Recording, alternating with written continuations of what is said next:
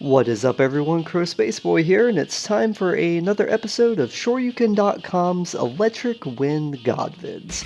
Today, we're talking about Ling Xiaoyu's Art of Phoenix stance. So Ling's Art of Phoenix stance is another low stance that's super evasive, and in order to deal with it, you have to look beyond the frame data and understand how the move, well, moves. and where you can actually tag it during its transitions. I realize I'm probably preaching to the choir, but the first time that you fight against Ling Xiaoyu, you're going to get really mad because you're going to put some gigantic mid in her way, and she's just going to slide right past it and launch you for probably half your health. And you're going to want to know why. Why God did this happen to me? If you watch the past couple of videos that we did on Eddy's relax and handstand stances, I hope the following analogy helps in some way. It's useful to think of Ling's Art of Phoenix stance as some very strange combination of Eddy's two stances, and here's why I say that. Xiaoyu's Art of Phoenix stance has the same low profiling, super evasive stance properties as relax stance. It's actually better than Eddy's relax stance, for reasons I'll touch on in a minute, but the reason why it's also like handstand is because a lot of the moves that Xiaoyu does in order to go into Art of Phoenix stance, they're not very good on block. So just like we talked about with Eddy, you need to find a mid or low that will consistently beat all of Xiaoyu's best Art of Phoenix options. We're talking about down 1+2, we're talking about the super duck that she has, up forward 3, things like this. You need something that will consistently beat all of these options. Once you have found a move like that, none of these Art of Phoenix stance transitions, with the exception of running 3, should be a problem. And obviously, in order for them to do running 3, they have to be running, they have to have the space, or just exceptional execution. That's something you can definitely play around if your opponent is willing to use that transition. Especially if you have a parry and can react to the running 3 startup. This is important to know. Running 3 at its fastest perfect execution speed is 23 frames. And as we've talked about before in our low reaction video, that's when best human reactions start. Now keep in mind, that's perfect execution for running 3.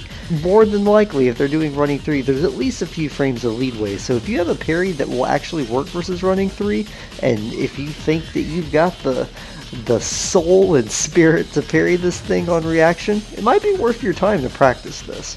There's really just one more thing that we need to talk about, and this is the key element of the Art of Phoenix stance. You need to figure out what to do about the raw transition.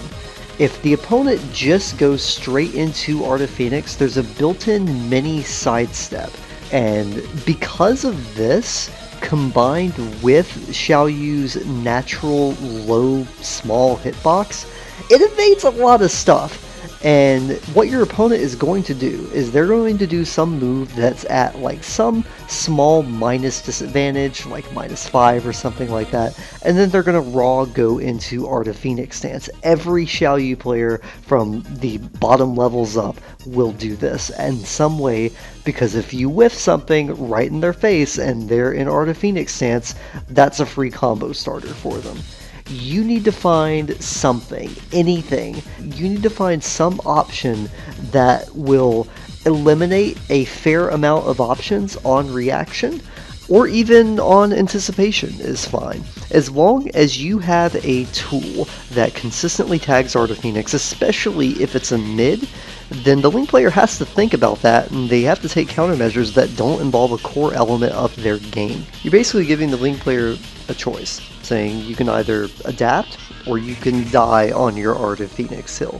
And depending upon whether or not they are willing to choose the adaptation option, that will help you determine how you proceed in the rest of the match. So that is it for Art of Phoenix. This is a very complex stance, and I really do think this is the sort of thing you're going to need to spend a lot of time with in training mode. A 5-10 minute video probably isn't enough to really break down what's going on with this stance because it's very character specific. I did write a giant Art of Phoenix guide to help players have like a quick reference for what to do versus this stance. I'll link that down in the description below. So we actually had a special request for a video.